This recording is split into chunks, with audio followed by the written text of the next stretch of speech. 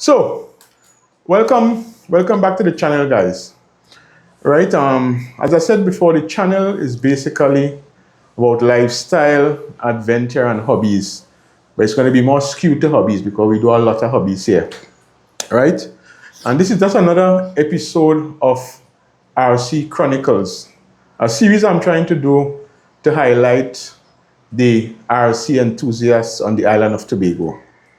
If you remember, I did one some months back, right? So this will be the second installment of RC Chronicles, right? And this afternoon, we have Mr. Garvin Granderson, who is an avid hobby enthusiast on the island in many different disciplines. But you know, as with everything else, everybody have a discipline that they would like more.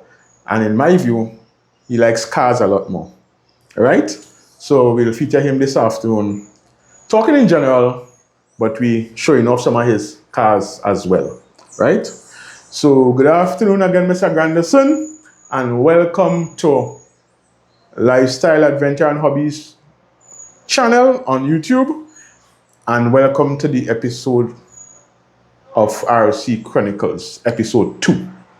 Thank you for the invite. Always a pleasure. Always a pleasure. Yeah, man. Good.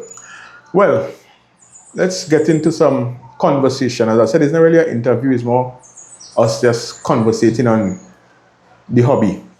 Now, who is Garvin Granderson? Who are you? Where are you from? Where did you go to school? Where did you grow up? There's some basic knowledge about yourself before we actually get into the hobby side of things. Okay, well, I was born in Trinidad actually. Way back in 69. I went to school at Port of Spain and then in Woodbrook. Worked my early years in Trinidad, in Port of Spain.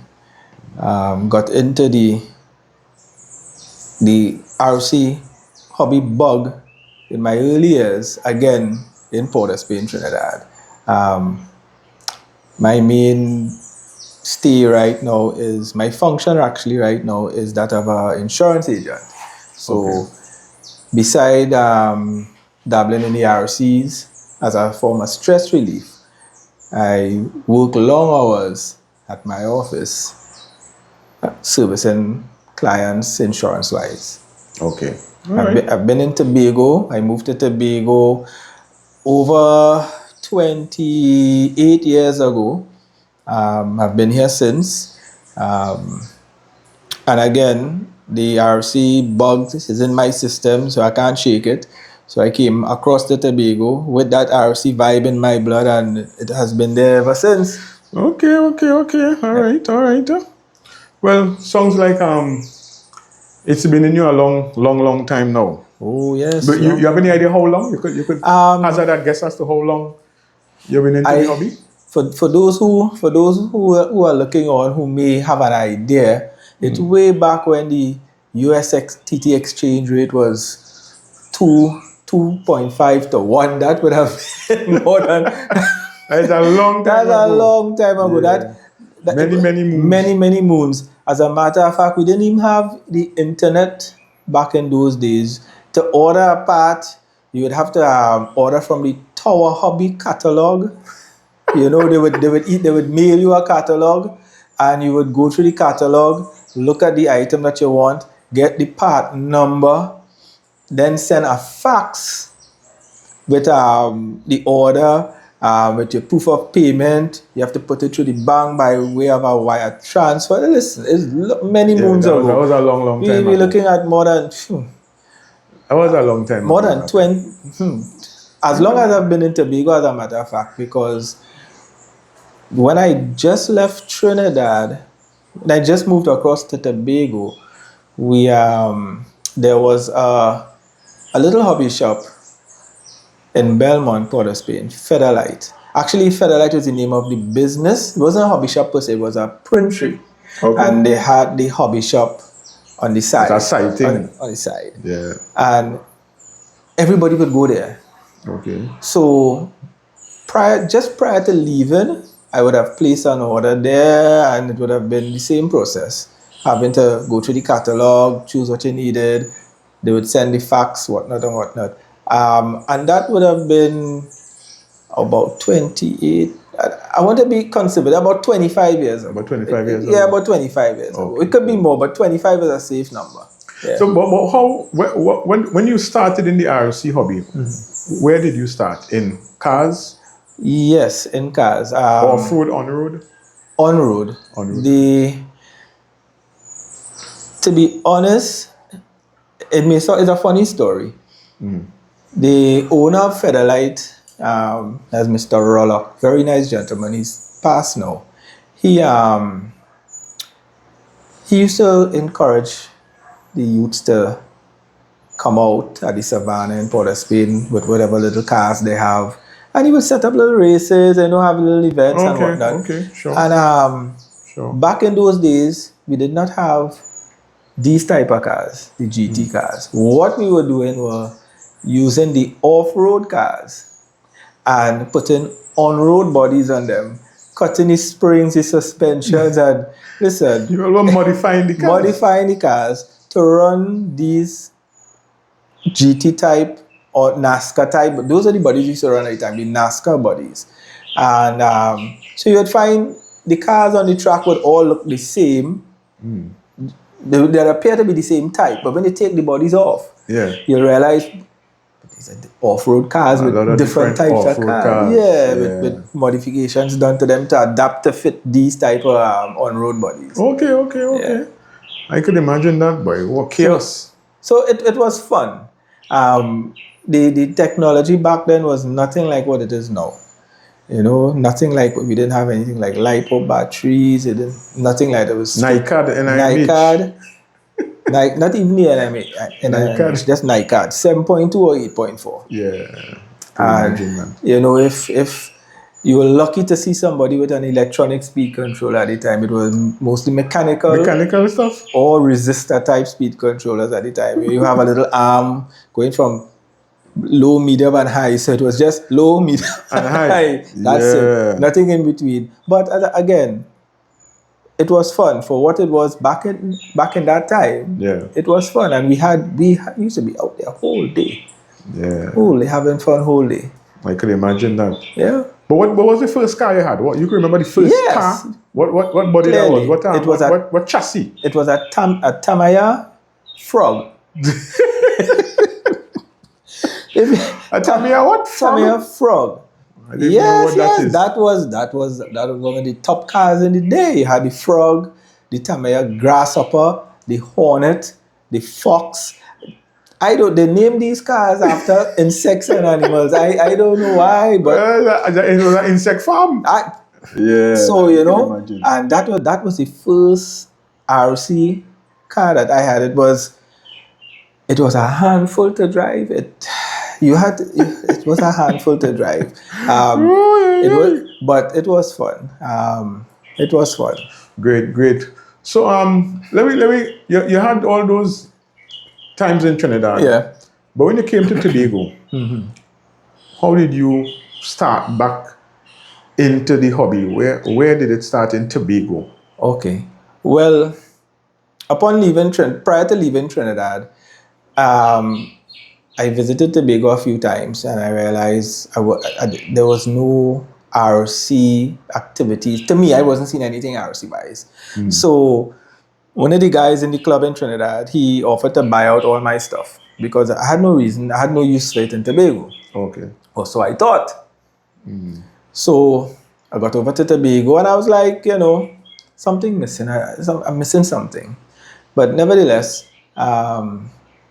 one day, I came upon a young guy, not so young guy, opening his trunk to take out a bucket to wash his car. And I just happened to be passing. I wasn't fast or anything. And I spotted an RC car in his trunk. And I'm like, I stopped. I reversed. I said, hello. Where did you get this? Where do you drive this? Yeah, we drive. And then we started our conversation. That was Dave. Dave. He used to work at T&Tech at the time. Oh, Dave. Yeah, I remember Dave. Dave. And we had a conversation, and that's how I got back into IRC in Tobago. And I met up with, he introduced me, I think, to you, Colin, all the other guys. Yeah, right? Yeah. You know, I didn't even remember that. That's so long ago. Yeah, Mr. Leacock, everybody. So, you know, through Dave, I got back into the whole RC thing. You know, it was like, all right, I have been rejuvenated. Yeah. Right. You know? So yes. As you can see by my face, when they start talking about RC, I get all excited. Well, as you said that, Gavin, what has RC done for you? Apart from having the models and fixing and having them looking nice and paint up and things, what have it done for you personally, emotionally? What has it done for you and have you interested in it until today? Well, firstly, I have always been fascinated by building things, making things, figuring out how things work. Yeah. I started with still models, train sets. I have always been interested in models, cars, anything mechanical, anything electrical, electronical. I have always been interested in these things. Actually, it's a form of relaxation. Oh, okay.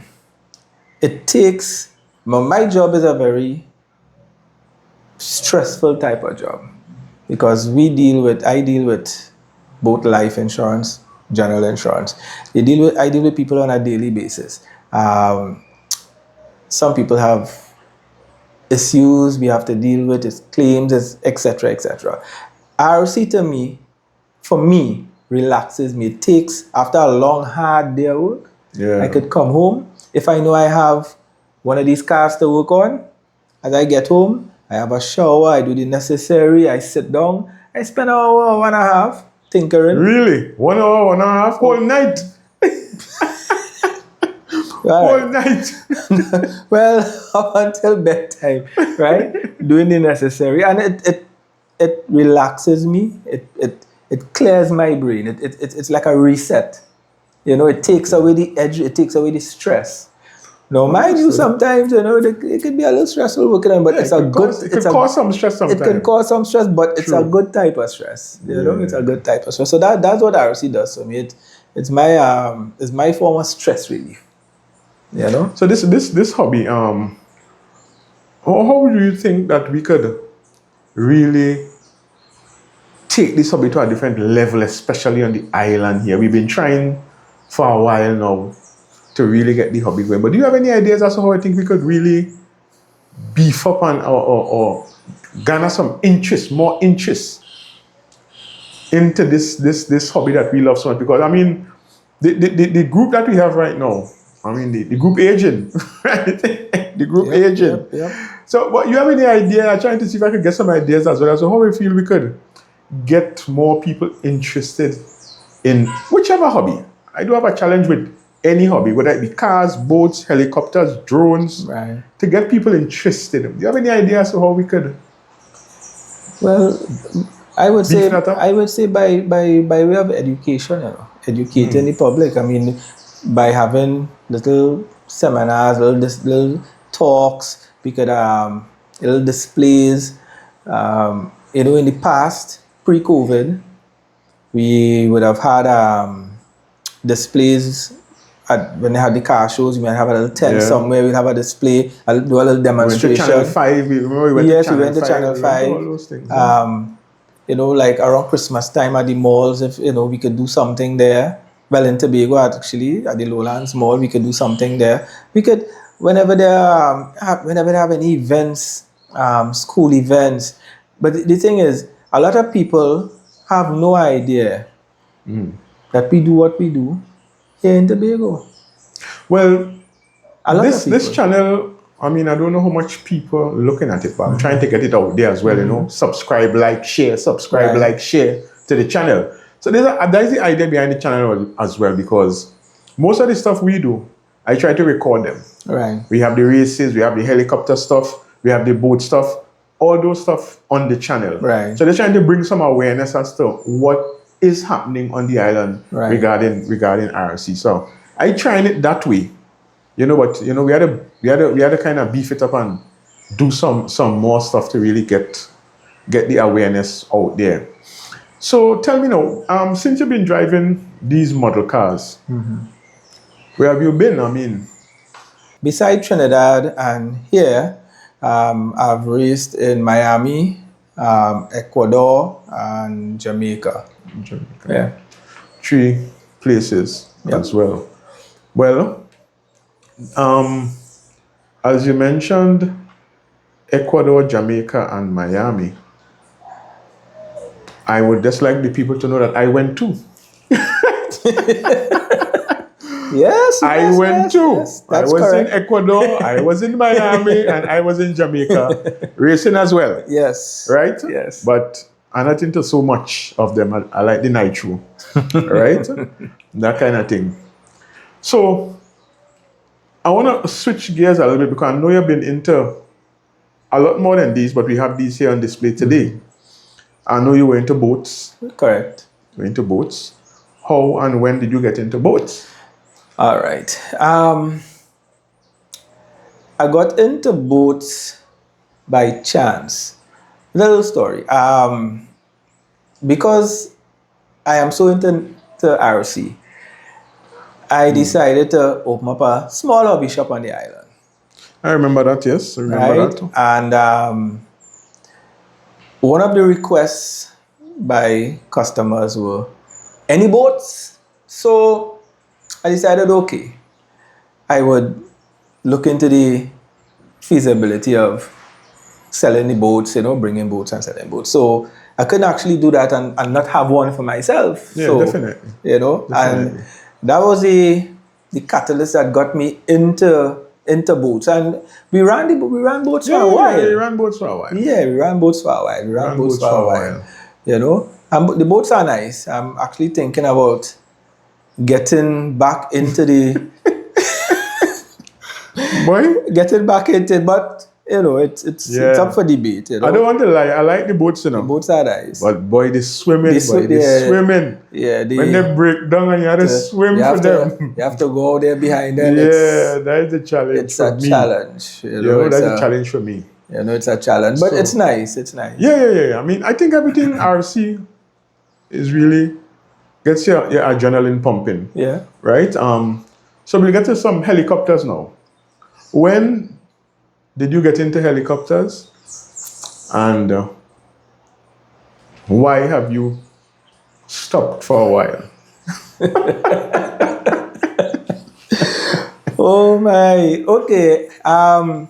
Helicopters. As I said, I love everything RC. Yeah. And I was encouraged by my good friend here to try. I don't know. I would have visited the flying field on many occasions, watching the guys fly, and then my good friend Collis Edwards, he decided to give me a short, quick tutorial, and then handed me the controls of his big helicopter, and he said, Fly. Yeah. And lift off. I was like, oh man, no, I'm not doing this. And he was like, listen, I'm going to do it.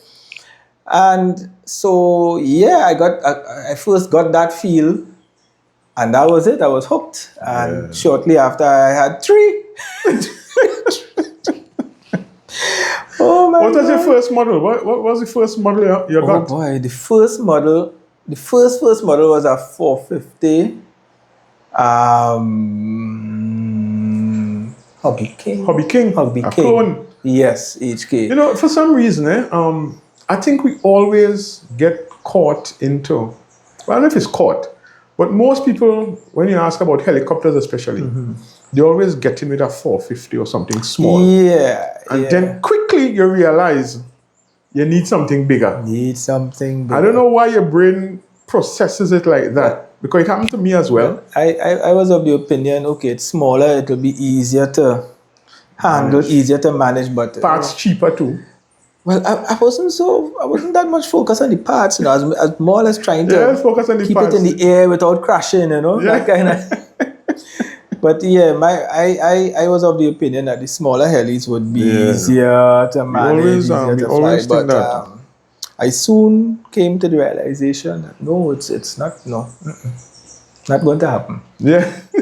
You need something substantial that could take the breeze, the wind, that's not True. as twitchy. Twitchy is right. You know, it's more user friendly.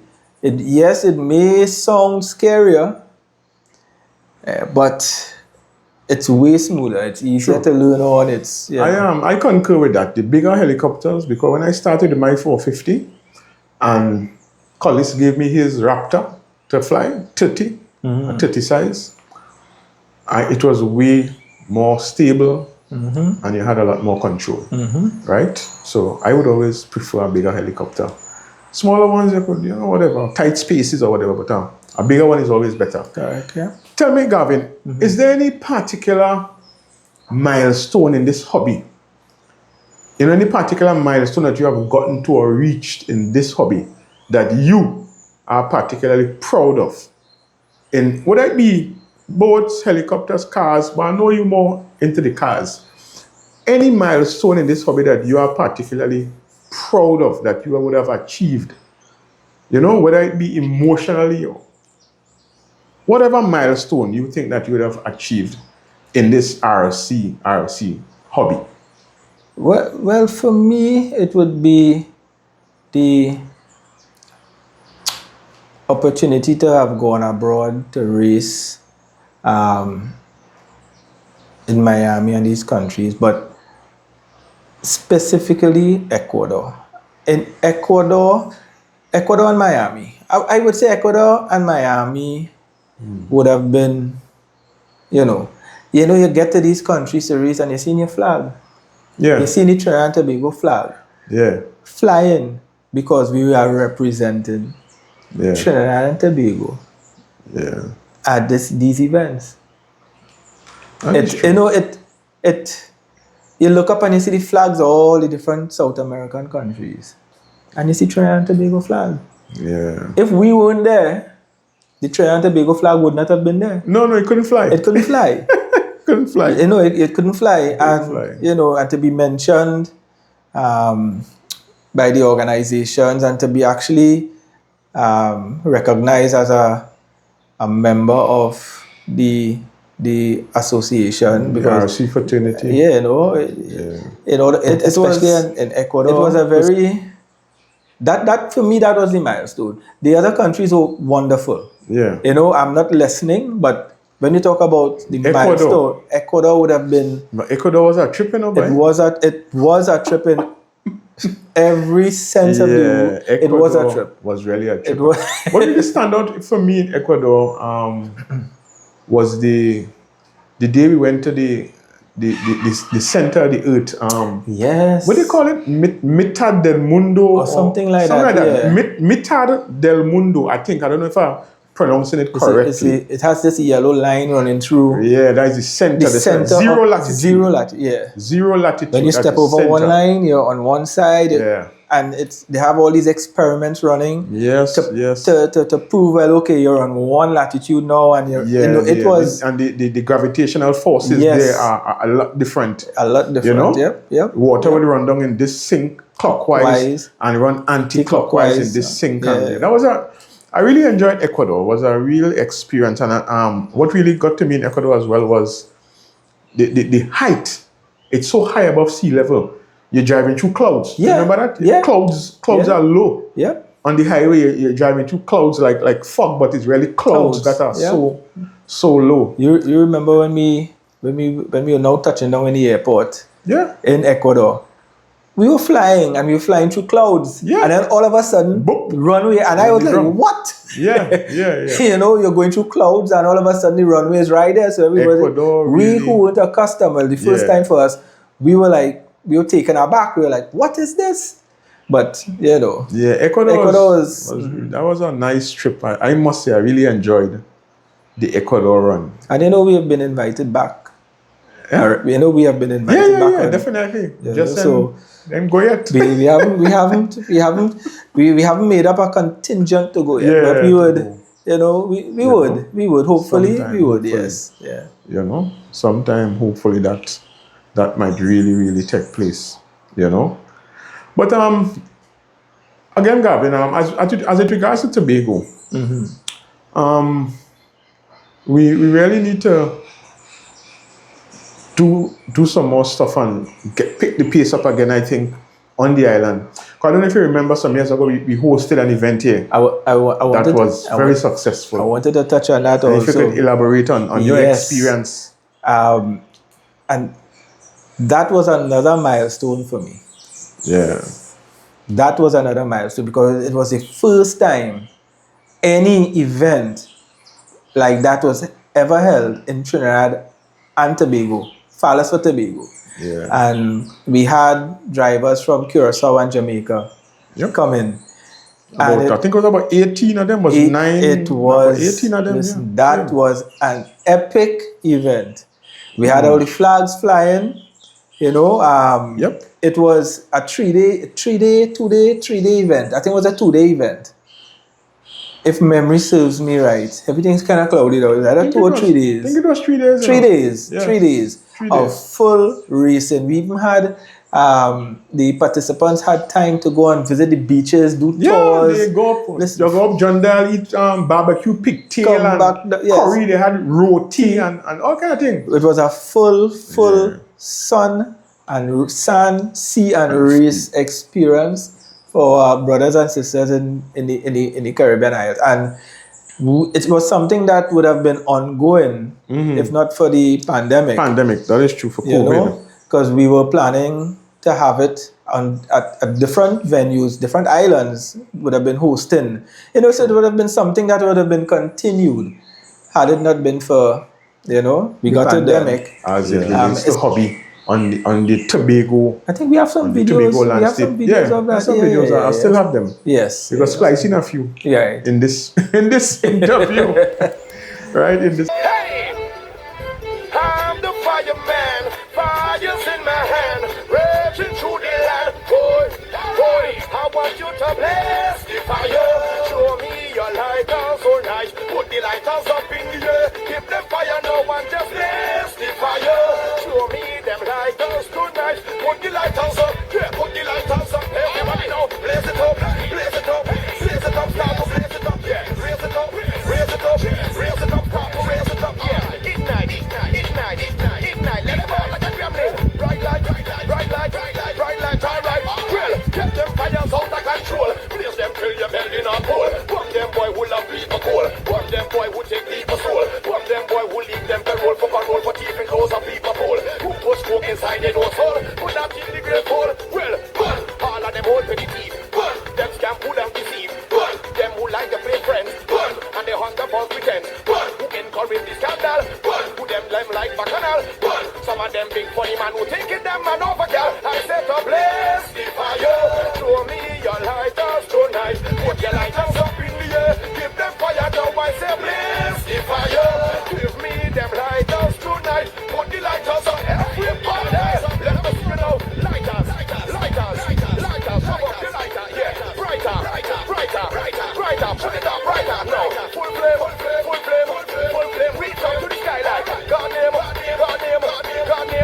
Fund them. Who sell the money for money? You think that's funny? You think they're smart like Bugs Bunny? One girl sell out she money to make 5 man drive between she leg like Sonny. Play them like Monopoly. Why you can't stick to one man like Clyde and Bonnie? Go back to school and study. Why you wanna open your leg and get degree study? Put all the rags and the flags up there. Everybody put all the hands up there. Let me see you get all your rags up there. Let me see you get all the flags up there. Everything up there. Everything up there. Everything up there. All the things up there. Everything up there. Everything up there. Everything up there.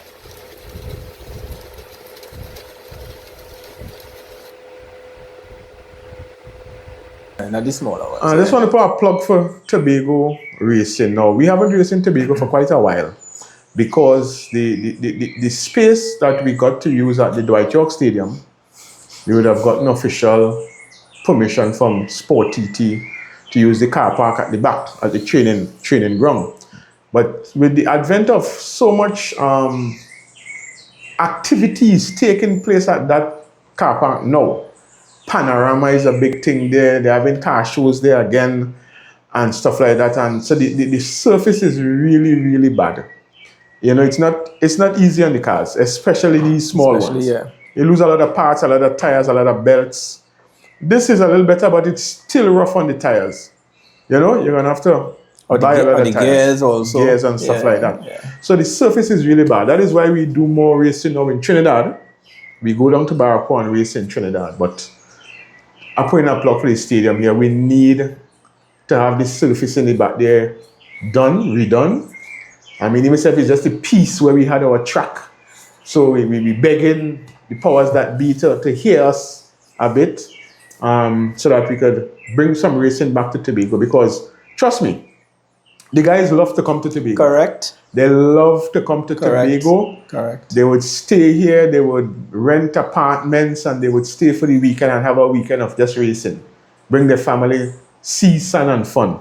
Yep. Right? So I really want to put a plug for that so that we could really get the stadium car park back to the surface back to some level that we could actually use it. Yeah. Right? Especially the panorama lick it up. With all the pans and stakes and heavy equipment, trucks, trailer trucks, and the surface is terrible. So that's just a, by the way, plug. So Garvin, what would you tell the folks out there who are interested in getting into the hobby?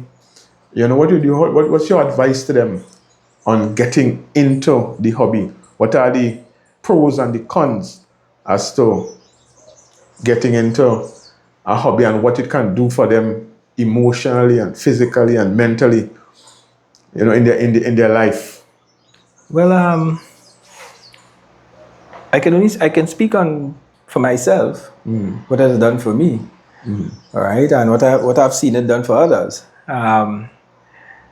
Getting into the RC, a hobby. Well, actually, RC as a hobby, it takes you away from the everyday monotonous grind. You know, you're thinking about, oh gosh, I have to go to work. This stressing me out. That's this, that.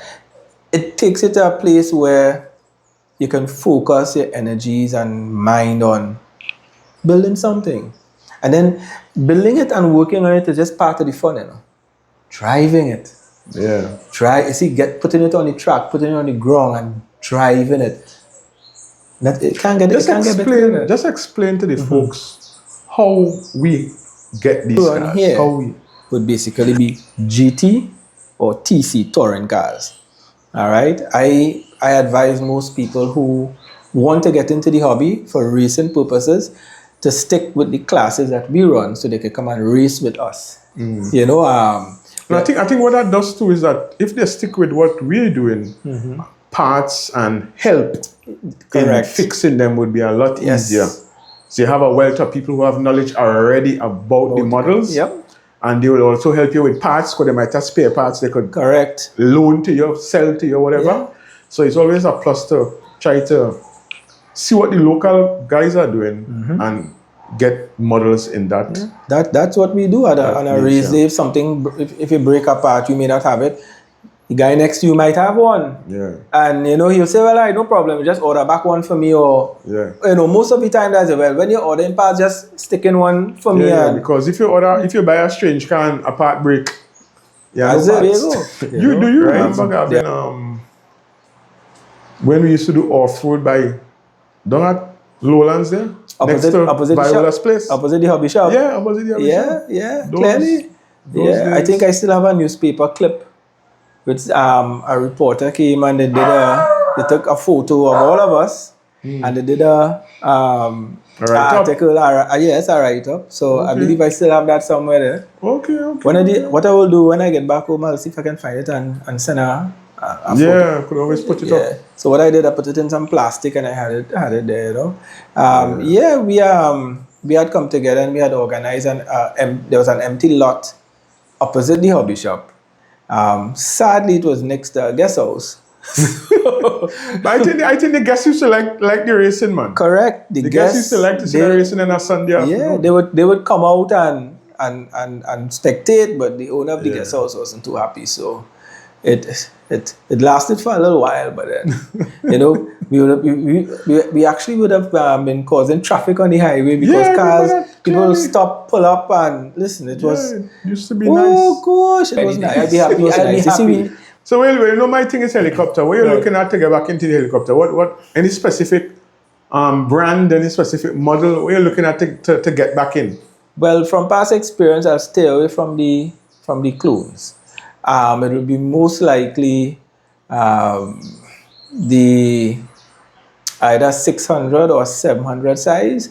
Although I might lean towards the 6 because the parts you can be from between the 550, 506 size too. Yes, it's compatible. Yeah, but what brand are you planning to get? What brand like how these are Serpents? Yeah. I think these are Mugen, Serpents. What brand of helicopter? Let me see if you're running with the big dogs. Well, I was looking at the Goblin. Looking at the Goblin. That is the real thing. Looking at the Goblin. The Goblin. Goblin is the real. I love how it's made of the technology. It's. I was telling Collis recently. Out of all the models I have flown, boy, the Goblin just flies different, smooth. The spool up, the way it flies is just a different. You have to fly another helicopter and fly the Goblin, and you could feel the difference. Because the Goblin has no visible gears. Right. Everything is in a gearbox, and boy, the Goblin is the best machine. Saab, whoever making the Goblin. And I think the best one for me that I would have gotten right now that I could afford is the Raw. The Raw 580, I think that's just like middle of the road for me. It's just under battery 600 size. Yeah, just under. That uses a single battery. Yeah, single. 6S. You know, I into the 6S, not the 12. The 12 is too much for me. But it's the best chopper I think I have. I recently fixed it back and started flying it again. And I put the other one, I ain't calling the name, the other one to the side a bit. But the Goblin, but yeah, I think you really should get you should get a Goblin. I think I would stick with the 6 because the 700 I had was a 12S system. Yeah. And that was a heavy helicopter. Yeah, it is. But power. Yeah, a lot of power. When you get it up in the air, you don't feel any breeze. It don't really affect it too much. Yeah. You know, it's scary to listen to it. Yeah, when it spools up. It's just like, yeah, but that was a big fella. Yeah, that is true. I would stick with the 6S system because I already started putting together some stuff. I know you don't like the system that I use, the Spirit system. No. I know you don't like that, but I ain't dealing with no Spirit, buddy. For the viewers out there, that's just a type of gyroscopic system that we use on the helis. That's just fiberless control. Fiberless control. I like it. I use it and I have no issues with it. My good friend here, he doesn't like that brand. Icon. I mean, I had the Spectrum before the Beast X, but the Icon 2 is the best I think out there now. Everybody have their preference, you know. True. You know, come like these cars, you have your preference in batteries, ESC motors, very control. You know, it's very true. Very, you know, very everybody true. have their own preference. I don't know. I'm partial to the Spirit system, so with all its GPS and the full works, I like it. You know. Okay. So I already have started putting together some things. You know, so hopefully in the not too distant future, God willing, I would be back up in the air with a 600 size something. Well, great. That's good news. More men to fly. I would really welcome that. Yeah. You know, one thing I forgot to ask you, Garvin. Sure. Most of these models, you build them from scratch. Yes. These cars they come in kits. Kit car. When they arrive, they come in a box about this long, about this wide. Yeah. Everything is broken down in pieces. You have to assemble everything. Everything. It comes with the manual. Some manuals come on a flash drive. Some you have to download. Some of them come with the actual manual booklet. Yeah. And you sit down and you take your time and you follow the instructions and you build your car. down to the differentials, everything. You have to Yeah. put together every single thing But you know what I think that does? That gives you a comprehensive knowledge of the vehicle. of the vehicle. Yeah, correct. So one time to fix things and take out parts, Yeah. you could do it quickly. But most times if you buy a car ready to run, RTR, RTR, ready to run, most times when something happens, you're clueless. Clueless. But when you have a kit and you build it, you're more informed. That's why sometimes we say RTR, ready to repair. Now, some cars come out in the RTR version. Yeah. The RTR version is not as race Ready. as the kits. Kind of middle of the road. In middle of the road. The RTR versions come with the radio, engine, everything. Everything, all you need to do is put fuel in it, your receiver battery, transmitter battery, and you are ready to drive. Yeah. I made the mistake way back when we were now getting back into some serious racing, right? I had the choice, buy a kit or RTR. And I said, no, RTR. And I went out on the track with that car. It gave me a little headache. I had fun. It gave me a little headache, but it also opened my eyes to the fact that I made a mistake. I should have bought the kit. The kit, definitely. Because other guys were driving kits. And it was a difference between night and day. The parts that the kit comes with, the RTRs don't come with. And also the kits come equipped with parts for racing. The RTR, not so much. You can buy an RTR car and upgrade it. True. Right? And just buy the pieces and upgrade it. The RTR cars are much cheaper than the kits. True. Right? They're much cheaper than the kits. But again, you get what you pay for. True. You know? I would advise anybody who wants to get into RC racing as a hobby or get into it seriously to buy a kit, invest in a kit. Yeah, it's always better. And again, there are guys. It's like you pay more up front. But because most guys I know that bought RTRs soon after buy a kit. Well, that's what happened to me. Double the money you're spending. By the next race day, I had a kit outfitted and ready to go. Because double the money you're spending. Yeah, I realized that. You realize the man with the kit leaving you in the dust. The cars were not. It's a difference. It's day and night. The handling, everything was different. True. You know, and the tunability, the adjustability of the cars, because these cars are like a real car. So we have up here the 110 electric touring car. We're just going to have a view as to the components and what makes this car go. All right. Right? So we have these body clips that actually holds the bodies onto the chassis itself by the body posts. And then we just lift it off like that. These are Lexan bodies. They're clear plastic and you have to paint it and put on all the decals. Okay, so what we have here is the chassis itself. All right. We have the battery, which can be removed and installed very easily. This is how we remove and install the battery itself. It's locked into place. On this particular model, it's locked into place with these two tabs. Right? This component here is the ESC, or electronic speed controller. This is what powers the motor. This is the motor itself. This takes the current from the battery and regulates it, sends it to the motor, and it varies the speed of the car depending on how fast or slow you want to go. This is a cooling fan that cools the motor. This is a receiver that receives the signal from this unit here, which is the transmitter. The transmitter sends the signal to the receiver and it interprets the outputs from the transmitter, which is the steering and the throttle.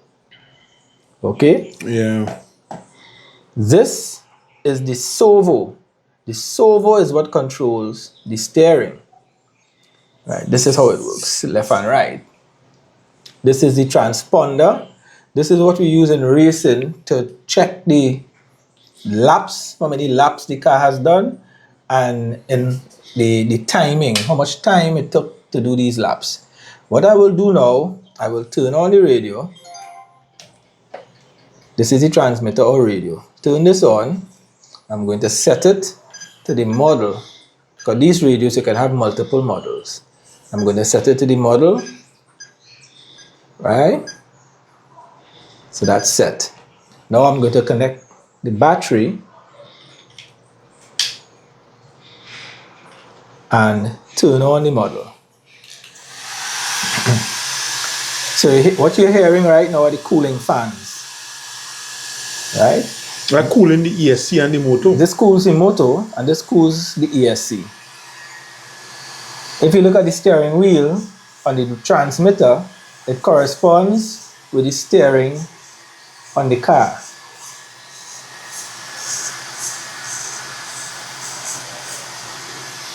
I have to lift it up so the car wouldn't run away. And the throttle is what controls the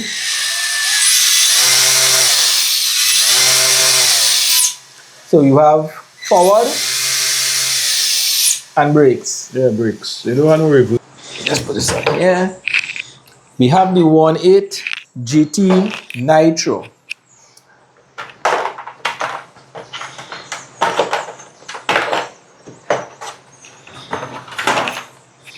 Here's the big boy here, man. The big dog. This is the big boy here, right? These cars come with a nitro engine.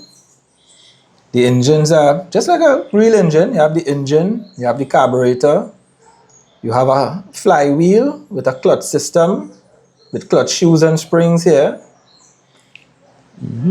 This is the transmission. It's a 2-speed transmission. Hence you see 2 gears. You have first and second. Disc brakes, front and rear disc brakes. This is the fuel tank. It holds 150 cc's of fuel. Just like the 110, this is the servo that controls the steering. Yeah. Right? I wouldn't start this up because there's a lot of preparation to get it And started. there's the muffler. The muffler. This is the exhaust. Okay. And this is the manifold pipe. So the exhaust gases come out through the manifold pipe and comes through the exhaust. Okay, cool. Yeah? Just open the gas tank. Let me see where the gas nitro fuel goes. The fuel goes in here. Inside there. Yeah. Okay, cool. This is 3.1.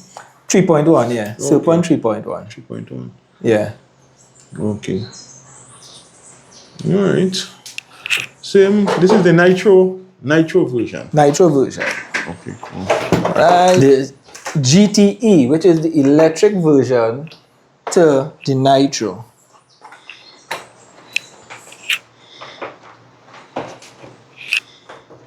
If I can get the clip out. Right. This is the electric version to the nitro. Again, we have, but this model carries 2 batteries because of the size. 2 batteries. Again, we have the transponder, we have the ESC, we have the motor Motor on this side. on this side. You would realize that everything is much larger on this than on the 110. Than on the 110. Yeah. So let me change the model and I will fire this up so you guys can see how it operates. You have to plug in battery number 1 and battery number 2.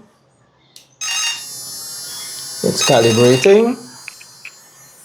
Right, so again,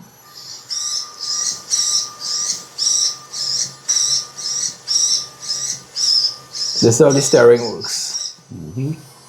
So I'll have to lift her up. There's a lot of lifting. A lot of lifting.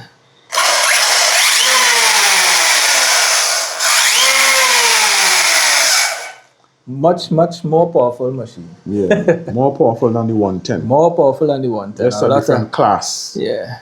1.8 GT electric. 1.8 GT electric. Right. One last Great. thing, Garvin, before we go. How would you just let me pull back my questions here. Yeah. How was this hobby? Model cars, model boats, helicopter. How was this hobby outside of the hobby? How was it enrich your life? How was it enrich you as a person? Not in the hobby, but outside. Outside. Yes. How does it reflect? What has it done for you personally that when you not hobbying, you still project what you enjoy doing? I don't know if I put that right, but how has it enriched your life? All right. What it has done for me, it has allowed me to meet people from different countries, made friends with them. People who I would not have met ever. Ever is true. Right? People who still keep in contact. You remember when the guys from the States came down, Luna and all these guys came down, Laide and these guys came down. True. And, they came for a race event. They came from the US for a race event in Tobago. We had a good time. It was I think over a 2 or 3 day period. I think that was 2016. 2016, yeah. And we have kept in contact since then. We chat on Facebook or whatever every now and again. We keep up. We keep in touch. So the hobby has enabled me to make new friends, make new contacts. If I hop on a plane and I decide, all right, I'm going to Miami. I'm going to Miami. I'll call a name. I could call up Doug. Doug, what's up? I'm in Miami, and he say, "Oh, Garvin," and we can link up. True. Doug does not race. Doug was the person who was the